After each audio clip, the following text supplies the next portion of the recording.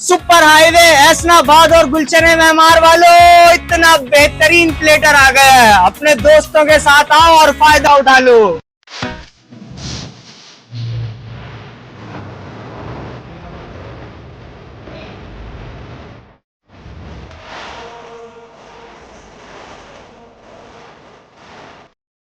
भाई यही वो बेहतरीन प्लेटर है जिसमें आप अपने 4 दोस्तों को निपटाओगे सिर्फ 3000 रुपए में।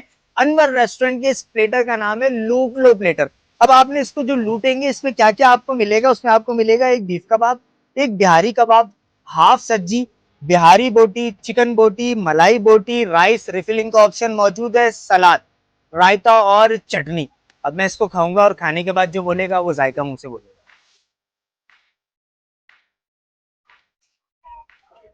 मजा आ जाएगा आपको।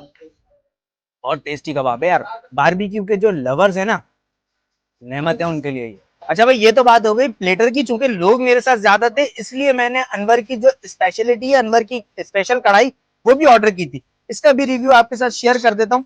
ठीक है, देखने में तो ये चनवारी जैसी ही कढ़ाई लग रही है। बहरहाल एक बाइट इसका लेते हैं।